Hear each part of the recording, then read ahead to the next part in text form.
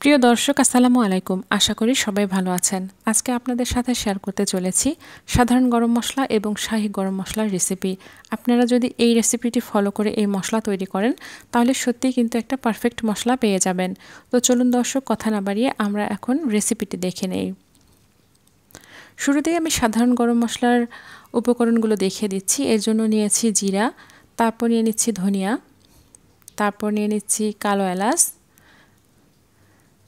সাদা এলাচ, গোলমরিচ, লবঙ্গ,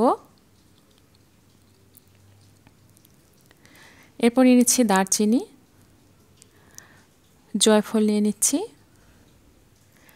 নিচ্ছি জয়ত্রী, আর এর মধ্যে নিয়ে নিচ্ছি তেজপাতা। দর্শক, এগুলো মশলা দিয়ে কিন্তু সাধারণ গরম মশলা তৈরি হয়ে যাবে। আর কি পরিমাণ দিতে হবে সেটা আমি দেখিয়ে দিচ্ছি। এখন এর সাথে শাহী মশলা তৈরি করার জন্য যে উপকরণগুলো অ্যাড করে নিতে হবে সেগুলো নিচ্ছি। প্রথমে আমি এর সাথে নিয়ে নিলাম শাহী জিরা, তারপর আমি নিয়েছি রাঁধুনি, তারপর নিয়েছি সাদা গোলমরিচ, তারপর নিয়ে নিচ্ছি কাবাব চিনি, এটা লবঙ্গের মতোই কিছুটা, তারপর নিয়ে নিচ্ছি স্টার মশলা, এরপর নিয়ে নিচ্ছি মৌরি, অনেকে এটাকে মিষ্টি জিরা বলে থাকেন, তারপর নিয়ে নিচ্ছি শুকনা মরিচ। দর্শক, এখানে আমি মোট 17 রকমের মশলা নিয়েছি। আর এই মশলাগুলোর কি পরিমাণ নিয়ে আমি শাহী মশলা তৈরি করব সেটা আপনাদেরকে এখন দেখিয়ে দিচ্ছি। শুরুতেই জিরা নিয়ে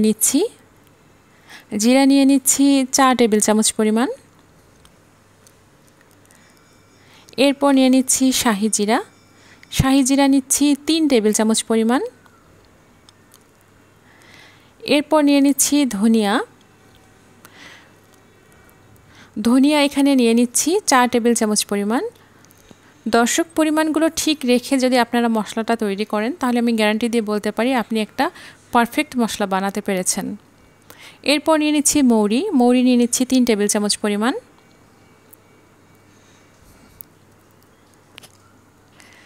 এরপর নিয়ে নিচ্ছি রাঁধুনি নিয়ে নিচ্ছি 2 টেবিল চামচ পরিমাণ। তারপর নিয়ে নিচ্ছি গোলমরিচ, এটা 1 টেবিল চামচ পরিমাণ নিয়েছি।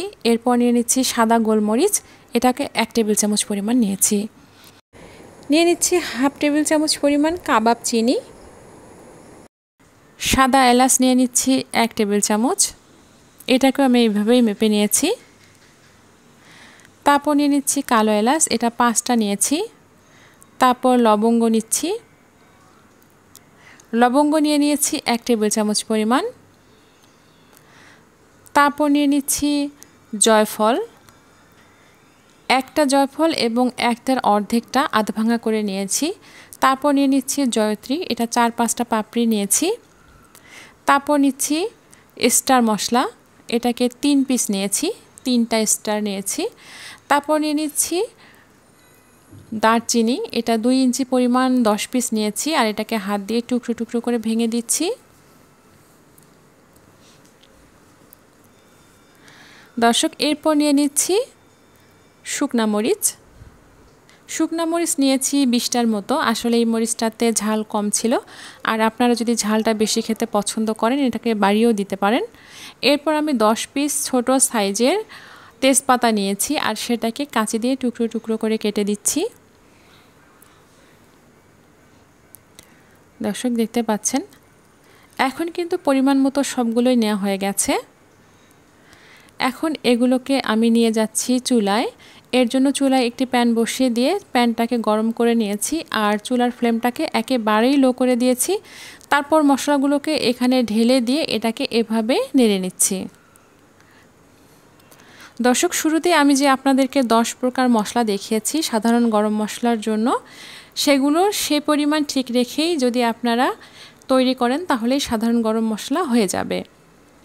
শুধু পরে যে স্বাদটা আমি অ্যাড করেছি সেই স্বাদটাকে অ্যাড করে দিলেই শাহী মশলা তৈরি হয়ে যাবে। দর্শক, খুবই লো ফ্লেমে এটাকে আস্তে আস্তে নেড়েচেড়ে দিচ্ছি। এটাকে কিন্তু নাড়া বন্ধ করা যাবে না, তাহলে যে মশলার ছোট দানাগুলো আছে সেগুলো পুড়ে যাবে। বেশিক্ষণ কিন্তু এটা নাড়তে হয় না। আপনারা অনেকেই রোদে শুকিয়ে কিন্তু এই মশলাটা তৈরি করতে পারেন, কিন্তু আমার কাছে মনে হয় যে চুলায় একটু আঁচ দিয়ে নিলে এর ঘ্রাণটা ভালো পাওয়া যায়। দর্শক, আমার কিন্তু এই মশলাটা রেডি হয়ে গেছে, অর্থাৎ ভেজে নেওয়া হয়ে গেছে। এখন এটাকে ঠান্ডা করে নিয়ে তারপর একটা গ্রাইন্ডারে এটাকে গ্রাইন্ড করে নিয়েছি। তারপর একটা স্ট্রেনারে এটাকে চেলে নিচ্ছি। একবারে কিন্তু এটা মিহি নাও হতে পারে, এই জন্য যদি একটা স্ট্রেনারে এভাবে চেলে নেন তাহলে যে দানাদার অংশগুলো থাকে সেগুলো আরেকবার গ্রাইন্ড করলে কিন্তু এগুলো মিহি হয়ে যাবে। দর্শক, আমার রেসিপি যদি আপনাদের ভালো লেগে থাকে প্লিজ আমার চ্যানেলটিকে সাবস্ক্রাইব করুন এবং লাইক কমেন্ট ও শেয়ার করুন।